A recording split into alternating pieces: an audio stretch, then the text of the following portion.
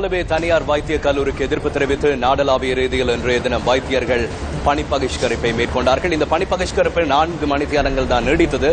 இருந்தாலும் பொதுமக்கள், நோயாளர்கள் இன்றைய தினம் நாடளாவிய ரீதியில் பாதிக்கப்பட்டிருந்ததை நம்மால் அவதானிக்க முடிந்தது. இது தொடர்பான விரிவான தகவல்களை 20 மணி நியூஸ் ஃபர்ஸ்டின் பிரதான செய்திகளில் எதிர்பாருங்கள்.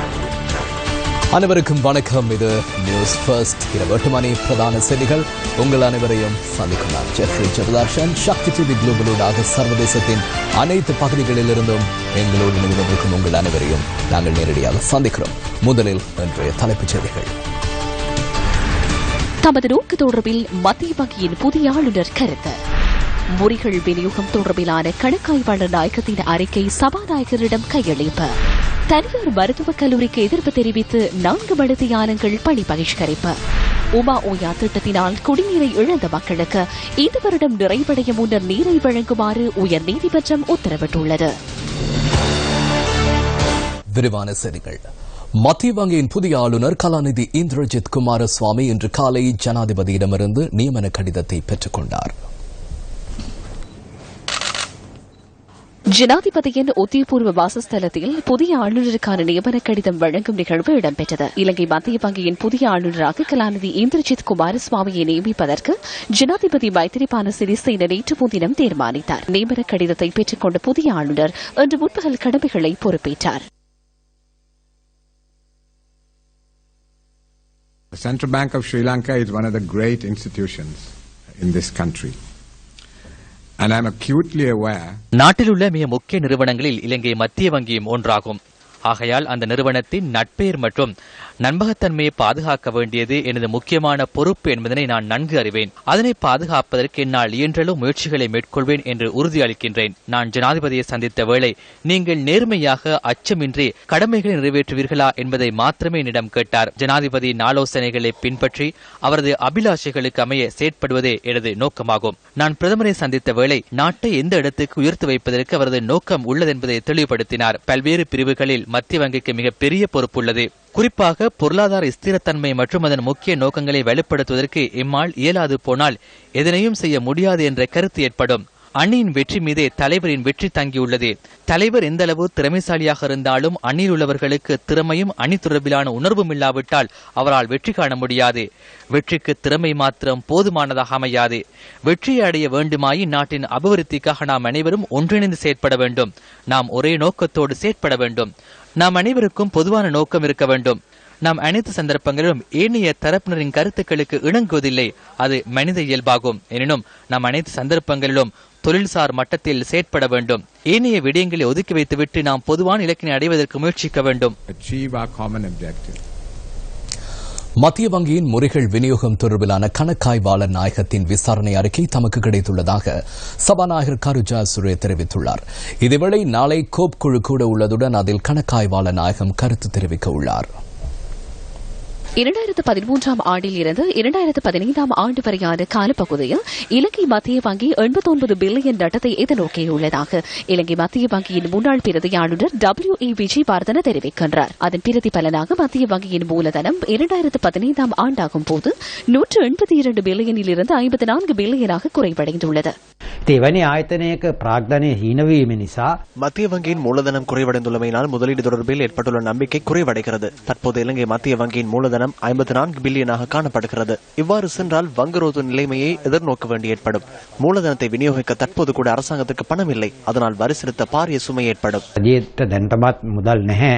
රජයේ සාමාන්‍ය වියදම් පවා කරගෙන යාමට එහෙම නිසා රටේ බදු ගෙවන්න මත ඉතාමත්ම දැඩි බරක් ඇති වෙන්න පුළුවන්. அண்மையில் அதிகம் பேசப்பட்ட சர்ச்சைக்குரிய முறைகள் விநியோகம் தொடர்பிலும் WE விஜயவர்தன கருத்து தெரிவித்தார்.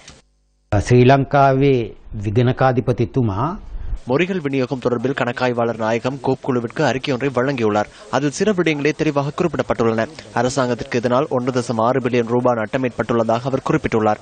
நட்டம் இதனை விட அதிகமாக இருக்கலாம். சாதாரணமாக கணக்காய்வாளர் நாயகம் இவ்வாறு அறிக்கை ஒன்றை முன்வைத்தால் மத்திய வங்கியின் உள்ளக அதிகாரிகள் அது தவறானது என்று கூறுவர். எனினும் புதிய ஆளுநர் அவ்வாறு செயற்பட மாட்டார் என நினைக்கிறேன். කටයුත්තෙන් මම බලාපොරොත්තු වෙනවා අපේ අලුත් අධිපතිතුමා මිදේවි. மத்திய வங்கியின் முறைகள் விநியோகம் தொடர்பிலான மேலும் பல தகவல்களை இரவு 10:45 நியூஸ் ஃபர்ஸ்டின் பிரதான செய்திகளில் எதிர்பாருங்கள். அமெரிக்காவுக்கும் தமிழ் தேசிய கூட்டமைப்புக்கும் இடையில் ஐக்கிய நாடுகளின் மனித உரிமை பேரவையினால் நிறைவேற்றப்பட்ட தீர்மானம் தொடர்பில் திரைமறைவில் ஒரு ஒப்பந்தம் இருப்பதாக கூறும் விடயம் உண்மைக்கு புறம்பானது என தமிழ் தேசிய கூட்டமைப்பின் தலைவரும் எதிர்க்கட்சித் தலைவருமான ஆர் சம்பந்தன் தெரிவிக்கின்றார். சில ஊடகங்களில் ஒரு செய்தி வெளிவந்திருப்பதாக சொல்லப்படுகின்றது. அது என்னவென்றால் இலங்கை அரசாங்கத்துக்கும் அமெரிக்காவுக்கும் தமிழ் தேசிய கூட்டமைப்புக்கும் இடையில் ஐக்கிய நாடு சபையினுடைய மனித உரிமை பேரவையினால் நிறைவேற்றப்பட்ட தீர்மானம் சம்பந்தமாக எங்களுக்குள் திரைமறைவில் ஒரு ஒப்பந்தம் ஏற்பட்டிருப்பதாக. இது ஒரு முழுமையான தவறான கருத்து. அவ்விதமான எந்த ஒரு ஒப்பந்தமும் இலங்கை அரசாங்கத்துக்கும் அமெரிக்காவுக்கும் தமிழ் தேசிய கூட்டமைப்புக்கும் இடையில் ஏற்படவில்லை.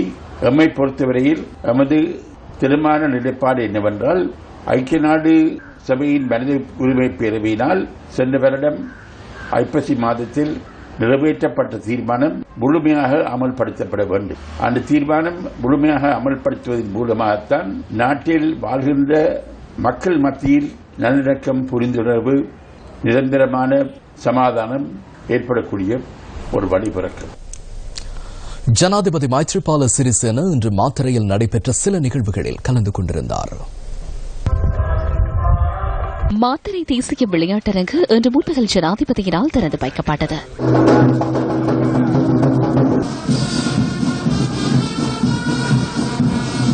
சகல வசதிகளையும் கொண்டதாக அமைக்கப்பட்டுள்ள இந்த மைதானம் சர்வதேச போட்டிகளை நடத்தும் வகையில் நிர்மாணிக்கப்பட்டுள்ளது.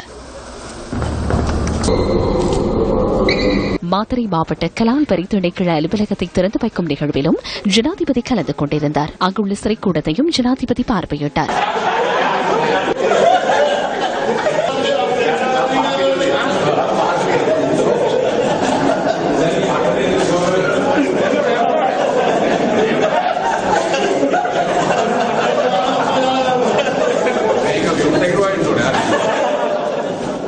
இதேவேளை மாத்தறை மாவட்ட அபிவிருத்தி குழு கூட்டம் இன்று முற்பகல் வெலிகம நகர மண்டபத்தில் ஜனாதிபதி தலைமையில் நடைபெற்றது. மாத்தறை வைத்தியசாலையின் பிரச்சினை தொடர்பிலும் இதன்போது கவனம் செலுத்தப்பட்டது.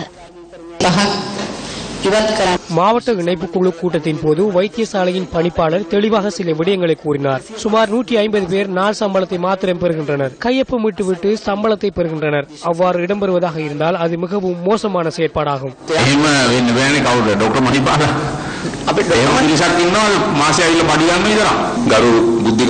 பாராளுமன்ற உறுப்பினர் இது தொடர்பில் எனக்கு கூறிய பின்னர் நான் எனது குழுவுடன் மாத்திரை வைத்தியசாலைக்கு சென்று நீண்ட நேரம் இது தொடர்பில் ஆராய்ந்தோம். குறைவாக சேவைக்கு சமூகம் அளித்துள்ளவர்கள் தொடர்பில் ஒழுக்காட்டு நடவடிக்கை எடுத்துள்ளோம்.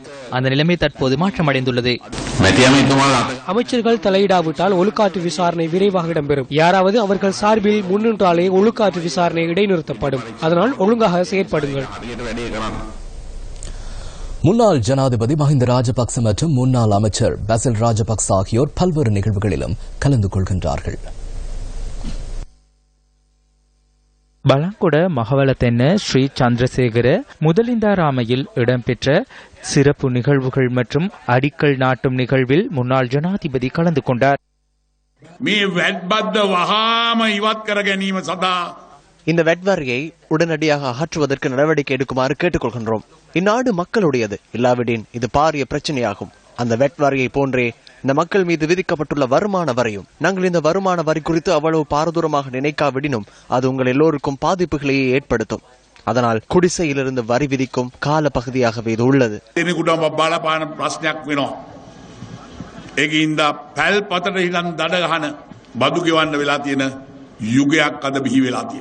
இதேவேளை முன்னாள் அமைச்சர் பெசில் ராஜபக்சவும் இன்று மக்களை சந்தித்திருந்தார். இங்கிருந்து 8 பேர் அங்கு செல்வார்களா அல்லது அங்கிருந்து 8 பேர் இங்கு வருவார்களா என்பதை நான் கூறிக்கொள்ள விரும்புகிறேன். எங்களுக்கு வேண்டுமாகில் இரு கட்சிகளில் இருந்தும் 18 பேரை வரவழைக்கலாம். ஆனால் அதிகமானோர் அவர்களை எடுக்க வேண்டாம் என்கிறார்கள். அதுதான் பிரச்சனை.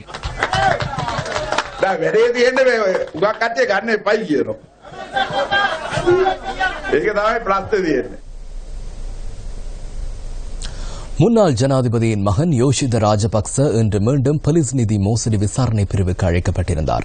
CSN தொலைக்காட்சி தொடர்பில் இடம்பெறும் விசாரணைகளுக்காகவே அவர் அழைக்கப்பட்டிருந்தார். இன்று முற்பகல் போலீஸ் நிதி மோசடி விசாரணை பிரிவுக்கு சென்ற யோஷித ராஜபக்சவிடம் சுமார் 5 மணித்தியாலங்கள் விசாரணை செய்யப்பட்டது.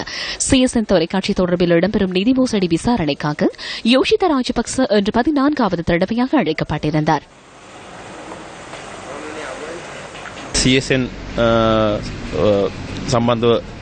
சிஎஸ்என் தொடர்பிலான விசாரணைக்கு அழைக்கப்பட்டிருந்தேன். அத்துடன் எனது தனிப்பட்ட கணக்கு தொடர்பிலும் வினவினர்.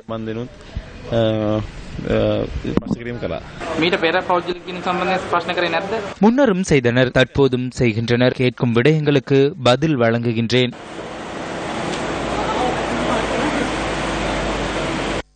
கிளிநொச்சி பறவை பாஞ்சான் பகுதியில் ராணுவத்தினர் வசமுள்ள தமது காணியை மீள கையளிக்குமாறு பிரதேச மக்களினால் ராணுவத்தினரிடம் இன்று கோரிக்கை விடுக்கப்பட்டுள்ளது.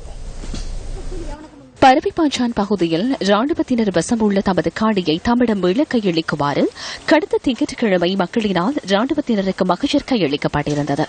இதன்போது ஒரு வாரத்துக்குள் இந்த விடயம் தொடர்பில் பதில் வழங்குமாறு பிரதேச மக்களினால் கோரிக்கை விடுக்கப்பட்டிருந்தது.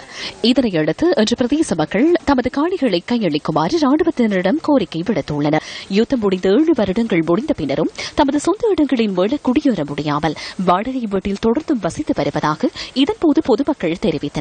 இதேவேளை காணிகள் விடுவிக்கப்படுவதாக பலமுறை வாக்குறுதிகள் வழங்கப்பட்ட போதிலும் ஏமாற்றம் மாத்திரமே எஞ்சியுள்ளதாக மக்கள் இதன்போது அங்கலாய்த்துள்ளனர். 7,000 ரூபாய் வாடகை கொடுத்து வவுனியாவில் இருக்கிறோம். எங்களுக்கு ஒரு வருமானமும் இல்லை. எல்லாத்தையும் விட்டுட்டு நாங்க நொந்து கொண்டு திரிக்கிறோம். ரோட்டா திரிக்கிறோம். இந்த ரோட்டால வந்து இதால போறது, அந்த ரோட்டால வந்து அதால போறது, இப்படி வந்து நின்று பாக்குறது, இப்படியே இந்த காலம் போகுது. நாங்களும் புதுசு வீட்டை போகாம செத்து போயிடுவோம் மட்டும்தான் எனக்கு இப்ப யோசனை. நான் வந்து என்ன செய்யறேன், பாய்போசாவா இருக்கிறேன். ராணுவம் விட வேணும். எங்களே சந்தோஷம் விட்டா தான் இருக்கலாம். நாங்க போஸ்ட் பண்ணி இப்படி இருக்கே விடுவினம் தான் நாங்களும் எதிர்பார்த்து இருக்கோம். நான் கோவிக்கிறேன். இவ்வளவு இடமே இருக்கிறோம். இருந்த இந்த பிரச்சனையை போயிட்டு இப்ப வந்து காணியை விட சொல்லி கனகாலமா கேட்டு கொண்டிருக்கிறோம். ஆனா இன்னும் எங்கள்ட காணிகள் எங்கள்ட கைக்கு வேற இல்லை. அப்ப இப்ப வந்து நாங்கள் கேட்டு கொண்டு நினைக்கிறோம். விடுறோம்னு சொல்லினா மனை விட்ட பாடியில் ஒரு பாதி விட்டுறதுக்கு மிச்சம் விட இல்லை. இப்ப ஒரு முடிவு தாரன்னு சொல்லியிருக்கணும். பாப்பா என்ன நடக்குதுன்னு சொல்லி அதுக்கப்புறம் அப்படி தெரியலன்னு சொன்னால் நாங்கள் உண்ணாவிரதம் இருக்கிறோம். இந்த விடயம் தொடர்பாக ராணுவ ஊடக பேச்சாளர் பிரிகேடியர் ஜானா ஜாவேரவிடம் நியூஸ் ஃபர்ஸ்ட் வினவியது. இது தொடர்பாக ஆராய்வதாக ராணுவ ஊடக பேச்சாளர் குறிப்பிட்டார். தேசிய வீடமைப்பு வேலை திட்டத்தின் மன்னார் மாவட்டத்தில் 300 பேருக்கான வீட்டுக்கடன் திட்டம் ஒன்று வழங்கி வைக்கப்பட்டது. மன்னார் நகர மண்டபத்தில் இடம்பெற்ற நிகழ்வில் வீடமைப்பு மற்றும் நிர்மாணத்துறை அமைச்சர் சஜித் பிரேமதாச பிரதம அதிதியாக கலந்து கொண்டார். பாராளுமன்ற உறுப்பினர் கே மஸ்தான், மன்னார் மாவட்ட அரசாங்க அதிபர் உள்ளிட்ட பலர் இந்த நிகழ்வில் கலந்து கொண்டிருந்தனர்.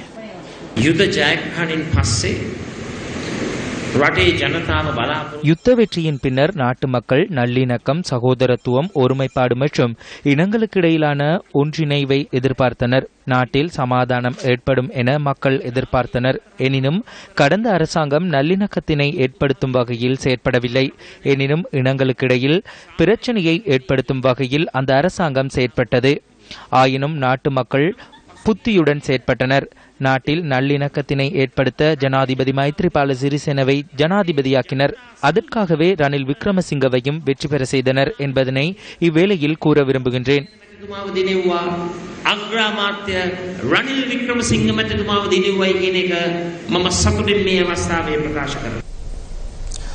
உமா ஓய திட்டத்தினால் குடிநீர் வழத்தை இழந்த மக்களுக்கு டிசம்பர் 31ஆம் தேதிக்குள் நீரை வழங்கும் பணிகளை நிறைவு செய்யுமாறு உயர்நீதிமன்றம் இன்று உத்தரவிட்டுள்ளது. இந்த திட்டத்தினால் விவசாய நிலங்களை இழந்த விவசாயிகள் நட்டு அட்டை பெற்றுக் கொள்வதற்கு மகாவலி அதிகார சபையூடாக விண்ணப்பிக்குமாறு உயர்நீதிமன்றம் உத்தரவிட்டுள்ளது. பண்டரவிளை பகுதியைச் சேர்ந்த 4 விவசாயிகள் தாக்கல் செய்த மனு ஒன்றை பரிசீலனைக்கு எடுத்துக் கொண்ட போதே உயர்நீதிமன்றம் இந்த உத்தரவை பிறப்பித்துள்ளது. மேலும் இந்த திட்டத்தினால் பயிர் செய்கை நிலங்கள் பாதிப்படைந்த விவசாயிகளுக்கு நட்டு பெற்றுக் கொடுப்பதற்கு மகாவலி அதிகார சபையினூடாக கோரிக்கை விடுக்குமாறு உயர்நீதிமன்றம் அறிவித்துள்ளது.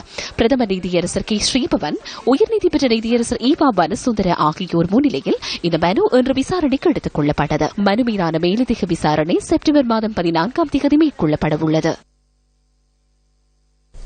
மட்டக்களப்பு முதலைக்குடா பகுதியில் நடைபெற்ற நிகழ்வில் கலந்து கொண்டு பாராளுமன்ற உறுப்பினர் எஸ். ஸ்ரீநேசன் கருத்து வெளியிட்டார். மட்டக்களப்பு பொது வைத்தியசாலையில் 120 சிற்றூழியர்களுக்கான நியமனங்கள் இருக்கின்றது என்றால் அந்த நியமனங்களுக்கு உரியவர்களை நியமிக்காமல் ஏனைய பெரும்பான்மை மக்கள் வாழுகின்ற மாவட்டத்திலிருந்து அந்த 120 சிற்றூழியர்களையும் இடமாற்றம் செய்து மட்டக்களப்பு மாவட்டத்தில் இருக்கின்ற வெற்றிடத்தை அடைத்துவிட்டு அந்த வெற்றிடங்களை பெரும்பான்மை இன மக்கள் வாழுகின்ற அந்த மாவட்டங்களில் செயற்கையாக உருவாக்கிவிட்டு அந்த இடங்களுக்கு நியமனங்களை கொடுத்து அவர்களுக்கு வேலை வாய்ப்பை வழங்குகின்ற ஒரு விசமத்தனமான ஒரு நுட்பத்தினை இந்த நல்லாட்சி அரசாங்கம் கடைபிடித்து வருகின்றது. சுமார் 150 ஏக்கருக்கும் மேற்பட்ட விவசாய நடவடிக்கைகளுக்கு பயன் தரக்கூடிய முல்லைத்தீவு இடைக்காட்டுக்குளம் புனரமைக்கப்படாமையினால் பல சிக்கல்களை எதிர்நோக்குவதாக விவசாயிகள் குறிப்பிடுகின்றனர். முல்லைத்தீவு மாவட்டம் புதுக்குடியிருப்பு பிரதேச செயலாளர் பிரிவில் உள்ள இடைக்கட்டு குளமானது பல வருடங்களாக புனரமைக்கப்படாமல் காணப்படுகின்றது. இக்குளத்துக்கு அலைதாங்கி கற்கள் இடப்படாமையினாலேயே குளக்கட்டின் உட்பகுதி முற்றாக அரிப்புக்குள்ளாகிய நிலையில் ஆபத்தாக காணப்படுவதாக விவசாயிகள் குறிப்பிடுகின்றனர். குளத்திலிருந்து வெளியேறும் நீரில் பெருவளவான நீர் வாய்க்கால்கள் சீராக கட்டப்படாமையினால் காடுகளுக்குள் செல்வதாகவும் தெரிவிக்கப்படுகின்றது. வடக்கின் வசதி திட்டத்தின் கீழ் குளங்கள் புனரமைப்பு செய்யணும் என்று சொல்லி இப்ப நாங்கள் அறிய பத்திரிகையிலையும் ரேடியோ மூலமாகவும் டிவி மூலமாகவும் அறிஞ்சினாங்க. நிறைய காசு ஒதுக்கியிருக்காங்க மில்லியன் கணக்கில்.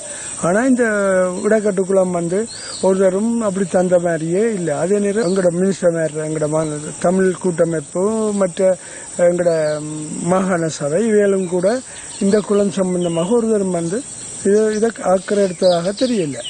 அப்ப நாங்கள் இப்ப நினைக்கிறோம் இவையிலும் அவங்கள மேற்தான் பேசாம இருந்துட்டு காலத்தை கடத்திட்டு போறாங்களோன்ற அளவுக்கு கூட நாங்க நினைச்சு கொண்டு இருக்கிறோம். இப்ப அலையை அடிச்சு மண் கரைஞ்சு கொண்டே போய் கொண்டு நிற்குது. ஆனால் கல்லுகளை வேற ஏற்றி பறிச்சு கிரிச்சு அதை சீர்திருத்தினா தான் அதை நிற்கும். இன்னும் ஒரு சில காலத்துல இந்த குளம் உடைக்கக்கூடிய பருவத்தில் இருக்குது. ஆனா இதுக்கு இந்த காசுகள் ஒதுக்கப்பட்டிருந்தும் இந்த குளத்துக்கு ஒரு 5 ரூபா கூட செலவழிக்க ஒரு வல்லமை இல்லாம தானே இருக்குது. அப்ப இந்த காசெல்லாம் இங்க யாரு அடிக்கிறாரு? அப்ப இதுக்கு யாரு ஆனா பேர் என்னன்னா வசந்தால காசு ஒதுக்கப்பட்டிருக்குது. இந்த காசு குளத்துக்கு அந்த குளத்துக்கு இந்த குளத்துக்கு ஒதுக்கப்பட்டிருக்கு. ஆனா இடக்கட்டு வழி குளத்துக்கு இந்த காசு எங்க போச்சு? அப்ப இன்றைக்கு இந்த குளம் உடைச்சிருந்தா இன்றைக்கு எவ்வளவு காலம் விவசாயம் செய்யறதுக்கு எவ்வளவு பாதிப்பு ஏற்படும் சொல்லுங்க பாப்போம். வடக்கின் வசந்தம் திட்டத்தின் கீழ் விவசாயத்துறையை மேம்படுத்த ஒதுக்கப்பட்ட 3360 மில்லியன் ரூபாவுக்கு நேர்ந்தது என இடைக்கட்டுக்குளம் அந்த திட்டத்தில் உள்வாங்கப்படாமைக்கான காரணம் என நிதி எவ்வாறு செலவிடப்பட்டது என்பது தற்போது கேள்விக்குறியாகியுள்ளது. இவ்வாறான குளங்கள் புனரமைக்கப்படாமை தொடர்பில் மக்களால் தெரிவு செய்யப்பட்ட பாராளுமன்ற உறுப்பினர்கள் பல சந்தர்ப்பங்களில் மௌனம் சாதிப்பது ஏன்? Provincial First பிரதான அனுசரணை கெக்குலு சிறந்த ஆயுர்வேத மருந்து அதிசிறந்த மனங்களுடன் குழந்தைகளின் பாதுகாப்பிற்காக. யுத்தம் காரணமாக நாம் மக்கள் இழந்தவை ஏராளம். அவ்வாறு பலவற்றை இழந்து வாழ்க்கையோடு போராடும் ஒருவரே முன்னாள் போராளியான அருள்தாஸ். வற்றாப்படையைச் சேர்ந்த உதயணன் இறுதி யுத்தத்தின் பின்னர் ராணுவத்தினரிடம் சரணடைந்து பம்பைமடு தொழில்நுட்ப கல்லூரியில் புனர்வாழ்வு அளிக்கப்பட்டு குடும்பத்தினருடன் மீண்டும் இணைக்கப்பட்டார். குண்டுவீச்சினால் வலது கை முற்றாக பாதிக்கப்பட்ட இவருக்கு கையினுள் தகடுகள் பொருத்தப்பட்டுள்ளதுடன் காயம் முற்றாக மாறாத நிலையே தொடர்ந்து காணப்படுகிறது. குடும்பத்தினருக்காக வலியையும் பொருட்படுத்தாது கூலி வேலைக்கு சென்றாலும் அவரின் உடல்நிலை அதற்கு இடம் கொடுப்பதில்லை என உதயணன் குறிப்பிடுகின்றார். ஊனமுற்றோருக்கான மாதாந்த கொடுப்பனவும் தனக்கு கிடைப்பதில்லை எனவும் இவர் குறிப்பிட்டுள்ளார். 2009 ஆண்டு யுத்தத்தின் பின்னர் கடுமையான கஷ்டத்தின் மத்தியில வாழ்ந்து கொண்டிருக்கிறோம். இதுவரைக்கும் அந்தக்கான எந்த ஒரு செயற்பாடு எங்களுக்கு முன்னேற்றத்துக்குரிய பாதை இன்னும் அமைக்கப்படாம தான் இருக்குது. தலையிலையும் முள்ளந்தட்டிலையும் செல்பீஸ் அடித்ததன் காரணமாக இன்றைக்கு இயங்காத நிலையில ஒரு இடது கை மட்டும் இயங்குற நிலையில வாழ்ந்து கொண்டிருக்கிறோம். சமுதாயத்தின் விடிவிற்காய் போராடிய தனக்கு எப்போது விடிவு கிடைக்கும் என்ற ஏக்கத்துடன் உள்ளார் இந்த முன்னாள் போராளி.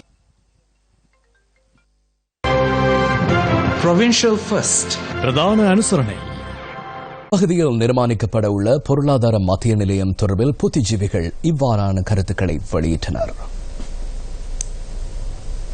பிரதேசத்தில் இந்த பொருளாதார வர்த்தக மையத்தை அமைப்பதன் மூலம் எல்லா மக்களுக்கும் அது ஒரு பொதுவான இடம் இலகுவான இடமாக அது அமையக்கூடிய வாய்ப்பு காணப்படுகிறது. விவசாய கல்லூரி அமைந்திருக்கிற இடமாக இருந்தாலும் சரி, இந்த அரச விதை உற்பத்தி நிலையம் அமைந்திருக்கின்ற இடமாக இருந்தாலும் சரி, இந்த குறிப்பிட்ட இடங்கள் விவசாயிகளுக்கு பொருத்தமான இடமாகவும் மாணவர்கள் கல்வி கற்பதற்கு பொருத்தமான இடமாகவும் இது காணப்படுகிறது. வவுனியா பொருளாதார வர்த்தக மையத்தை ஓமந்தை போன்ற பிரதேசங்களில் அமைப்பது சிறப்பானதாக அமையும். பொருளாதார மத்திய நிலையம் ஓமந்தையில தான் அமைக்கணும் என்றதுக்காக முக்கிய காரணம் 10 வருடங்களுக்கு முன்னரே ஓமந்தையில் அமைக்கணும் என்ற தீர்மானங்கள் எடுக்கப்பட்டது. ஓமந்தை டவுனுக்கு இருந்து ஒரு 5 கட்டைக்குள்ளே தான் இருக்கு. ஆகவே இந்த காரணங்களும் சூழ்நிலை மாசுபடாது. சூழல் சாணிக்குளம் பாம மூடி பொருளாதார மத்திய நிலையம் வைக்கிற ஒரு ஒரு முட்டாள்தனமான யோசனை. பொருளாதார மத்திய நிலையம் இந்த வவுனியா மாவட்டத்தில் அமைய இருக்கின்றது என்பது மகிழ்ச்சியான ஒரு விஷயம். ஓமந்தையில அமையும் என்று சொன்னால் நிறைய ஏழை விவசாயிகளுக்கு வாய்ப்புகளை வழங்கக்கூடிய மாதிரி இருக்கும். ஓமந்தையில் அமைவதால் அங்கத்தில் மக்களுக்கு ஒரு ஊக்குவிக்கின்ற ஒரு செயற்பாடாக அமையும். பல கோரிக்கைகளை முன்வைத்து அரசு வைத்திய அதிகாரிகள் சங்கத்தினர் இன்று 4 மணித்தியால் அடையாள வேலை நிறுத்த போராட்டத்தில் ஈடுபட்டனர். அரசு வைத்திய அதிகாரிகளின் தொழிற்சங்க நடவடிக்கை காரணமாக நாடு முழுவதும் உள்ள வைத்தியசாலைகளில் நோயாளர்கள் பலத்த சிரமங்களை எதிர்நோக்கினர். இந்த அடையாள வேலைநிறுத்த போராட்டத்தில் பற்சிகிச்சை வைத்தியர்கள் சங்கமும் அரசு ஆயுர்வேத வைத்தியர்கள் சங்கமும் இணைந்து கொண்டதாக அரசு வைத்திய அதிகாரிகள் சங்கம் குறிப்பிட்டுள்ளது. மாலபே தனியார் பல்கலைக்கழகத்தை இலங்கை வைத்தியர்கள் சங்கத்தில் பதிவு செய்யும் நடவடிக்கைகளுக்கு தாம் பலத்த எதிர்ப்பை வெளியிடுவதாக அரசு வைத்திய அதிகாரிகள் சங்கம் தெரிவித்துள்ளது. அரசு வைத்திய அதிகாரிகள் சங்கத்தினரின் அடையாள வேலைநிறுத்த போராட்டம் காரணமாக கொழும்பு தேசிய வைத்தியசாலையில் இன்று அதிகாலை தொடக்கம் வரிசையில் நின்ற நோயாளர்கள் பல மணித்தியாலங்கள் காத்திருக்க வேண்டிய நிலை ஏற்பட்டது. தேசிய கண் வைத்தியசாலையில் வெளிநோயாளர் பிரிவில் சிகிச்சைகள் ஸ்தம்பிக்கப்பட்டதை அடுத்து அம்பாறை, அனுராதபுரம் உள்ளிட்ட தூர பிரதேசங்களில் இருந்து வருகை தந்த நோயாளர்கள் சிரமங்களை எதிர்நோக்கினர். சிகிச்சைகளுக்காக பாரிய அளவு பணத்தை செலவிட்டு வாடகை வாகனங்களிலும் நோயாளர்கள் வருகை தந்திருந்தனர். சிலாபம் உள்ளிட்ட கொழும்புக்கு வெளியிடங்களில் உள்ள வைத்தியசாலைகளில் இவ்வாறான நிலையே இன்று காணப்பட்டது. சிறுநீரக நோயால் பாதிக்கப்பட்டு அனுராதபுரம் போதனா வைத்தியசாலைக்கு வருகை தந்த இந்த தாயை அடுத்த மாதம் வருமாறு தெரிவித்து திருப்பி அனுப்பியுள்ளனர். கிளிநொச்சி உள்ளிட்ட வடமாகாணம் மற்றும் கிழக்கு மாகாணத்தில் உள்ள அனைத்து வைத்தியசாலைகளிலும் அரசு வைத்திய அதிகாரிகள் சங்கத்தினரின் அடையாள வேலைநிறுத்த போராட்டம் முன்னெடுக்கப்பட்டது. 12 மணிக்கு பிறகுதான் எடுக்கிறேன்னு சொன்னது. என்னன்னு தெரியல. நாங்க இப்ப திரும்ப போறோம்டா பஸ் காசு செலவழிச்சு வருத்த நோய்க்காக வேண்டி நாங்க அங்க தூரத்துல இருந்து வந்திருக்கிறோம். திரும்ப போறோம்டா எங்களுக்கு கொஞ்சம் கஷ்டம். தூர தேசத்துல இருந்து நாங்க வந்திருக்கிறோம். இப்ப எங்களுக்கு இப்ப மருந்தெடுத்து இதாகுமாங்கிறது தெரியல. பிரச்சனைன்னு சொல்லி வரோம். பிரச்சனை டாக்டர் வர ஒரு கிலோமீட்டர் ஒரு சீரியஸா ஒரு ஆள் சொல்லிக்கல. சரி இந்த ஸ்ட்ரைக் நாங்க பார்க்க மாட்டோம்னு சொல்லி சொன்னா சீரியஸா வந்தால் அந்த இறந்துட்டுன்னு சொல்லி சொன்னா அந்த உயிருக்கு உத்தரவாதம் இல்லாம தான் வந்து கடவுள்னு சொல்லி டாக்டர் மாதிரி நம்பி வரைக்கும் அவையில இப்படி நாங்கள் இந்த ஸ்ட்ரைக் நாங்கள் பார்க்க மாட்டோம், வருத்தம் துன்பம் பார்க்க மாட்டோம்னு சொல்லி சொன்னானே இங்க அது அப்படி சொல்லி முடியாது. ஆனா பாதிக்கப்படுறது கடைசியா அடிமட்டத்தில் இருக்கிற மக்கள் தான் பாதிக்கப்படுது. இதனிடையே அரசு வைத்திய அதிகாரிகள் சங்கத்தினரின் அடையாள வேலைநிறுத்த போராட்டம் முன்னெடுக்கப்பட்ட போதிலும் சில பகுதிகளில் ஒப்பிட்ட சிக்கலும் இன்றி சிகிச்சைகள் முன்னெடுக்கப்பட்டன. ஹிங்குராங்குட வைத்தியசாலையிலும் அவ்வாறானதொரு நிலையே காணப்பட்டது. இதனிடையே மாலபே தனியார் மருத்துவ பல்கலைக்கழகத்துக்கு எதிர்ப்பு தெரிவித்து பேராதெரிய மற்றும் ருகுணு பல்கலைக்கழகங்களின் மருத்துவ மாணவர்கள் ஆர்ப்பாட்டத்தில் ஈடுபட்டனர். தேசிய சுதந்திர முன்னணியின் ஊடக பேச்சாளர் முகமது முசாமில் எதிர்வரும் 7ஆம் தேதி வரை மீண்டும் விளக்கமறியலில் வைக்கப்பட்டுள்ளார். அரசு பொறியியலாளர் கூட்டுத்தாபனத்துக்கு சொந்தமான 62 லட்சம் ரூபாவை முறையற்ற விதத்தில் கையாண்டமை தொடர்பில் இவர் கைது செய்யப்பட்டு விளக்கமறியலில் வைக்கப்பட்டிருந்த நிலையில் இவரை கொழும்பு கோட்டை நீதிவான் லங்கா ஜெயரத்ன முன்னிலையில் இன்று ஆஜர்படுத்திய போதே இவ்வுத்தரவு பிறப்பிக்கப்பட்டது. சந்தேக நபர் சுகவீனமிட்டிருப்பதாகவும் அதனால் பிணை வழங்குமாறும் சந்தேக நபர் சார்பில் ஆஜரான சட்டத்தரணிகள் இதன்போது தெரிவித்திருந்தனர். இந்த விடயம் தொடர்பில் எதிர்வரும் 7ஆம் தேதி எழுத்து மூலம் நீதிமன்றத்தில் அறிக்கை சமர்ப்பிக்குமாறு உத்தரவிட்ட நீதிவான் அதுவரை சந்தேக நபரை விளக்கமறியலில் தொடர்ந்தும் வைத்திருக்குமாறு உத்தரவிட்டார்.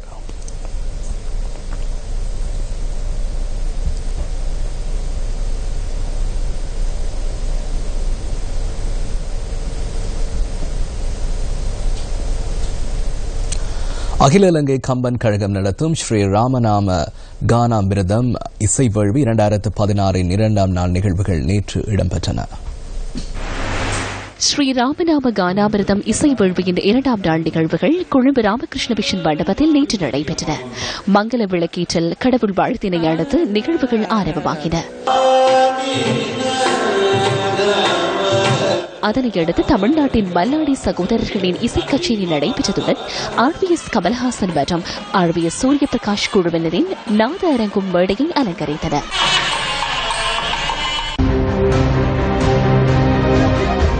நியூஸ் ஃபர்ஸ்டின் மீண்டும் சிந்தியுங்கள் மக்கள் பேரணிக்கு மகுடம் சூட்டிய 4 பேரணிகளை மக்கள் பேரணியாக மாற்றிய உங்கள் அனைவருக்கும் எமது இதயபூர்வமான நன்றிகள். நீங்கள் எம் மீது வைத்துள்ள நம்பிக்கையை நாம் பாதுகாப்போம். பொதுமக்களின் அபிலாஷைகளை நிறைவேற்றுவதற்கு அணி திரள்வோம். இன்று ஆரம்பிப்போம். இது ஒரு ஆரம்பம் மாத்திரமே. இத்துடன் இரவு 8 மணி நியூஸ் ஃபர்ஸ்டின் பிரதான செய்தி அறிக்கை நிறைவு பெறுகிறது. நமது அடுத்த பிரதான செய்தி அறிக்கையினை இரவு 10:45 எதிர்பாருங்கள். எங்களோடு நின்று கொண்ட உங்கள் அனைவருக்கும் நமது நன்றிகள். வணக்கம்.